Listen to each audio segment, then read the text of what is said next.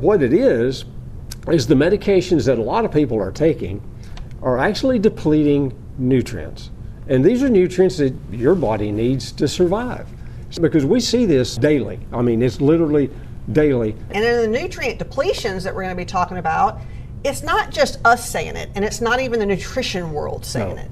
It has actually been medically proven that a lot of these medications deplete certain nutrients.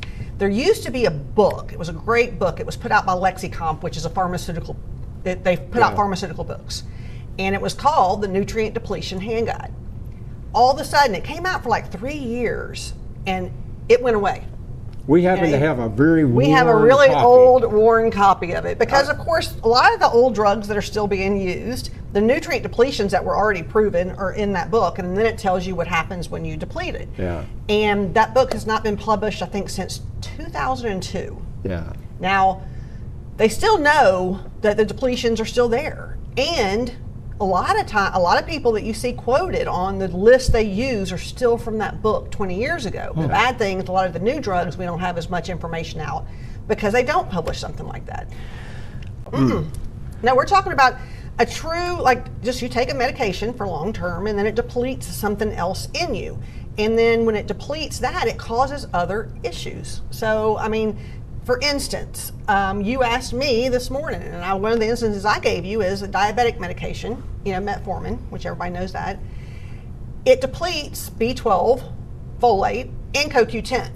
But, okay, diabetics anyway have neuropathies.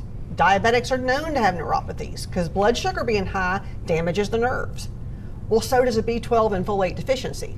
So you get somebody that's already going to be predisposed to a neuropathy, you deplete their B12 and folate, and not replace it, and then it's going to make that neuropathy never get better. So that's kind of the things that we see every day. We thought people need to know that if they're taking medications, they really need to replenish what they're depleting.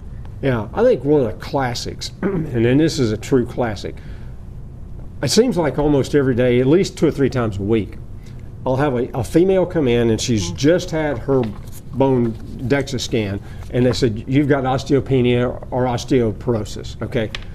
And you sit down with them, and I say, okay, and when we do an intake, we always ask about, all right, what medications are you taking? And almost to the person, they're taking some sort of PPI. Notice they're an antacid. They're taking that, they're taking some other sort of antacid, they're taking something like omeprazole or something. Bingo.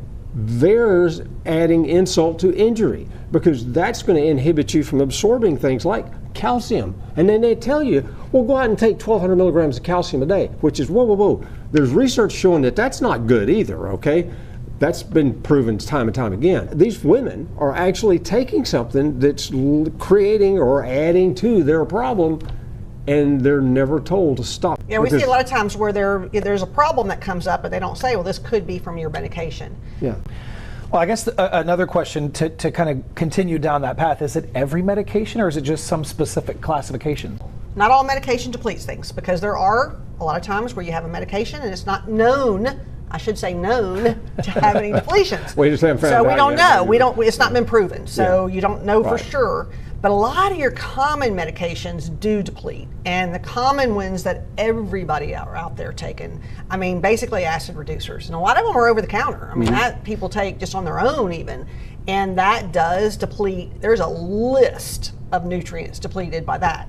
We've had, I remember over the years, that people come in with iron deficiencies, and their doctor had been giving them iron, and they were wanting to do iron infusions, all kind of stuff, because they can't absorb their iron. Well, I'm like, well, you're on an acid reducer. That will keep you from absorbing their iron. And they go back and tell their doctor, and their doctor's like, well, let's try without it. Iron comes right back up normal.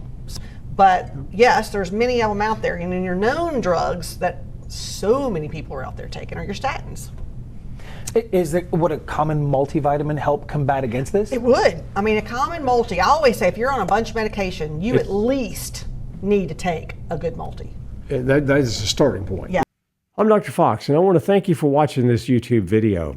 Be sure and hit that subscribe button, hit that little bell so you'll be notified on any upcoming videos that we have coming up. And thank you again for watching our YouTube videos.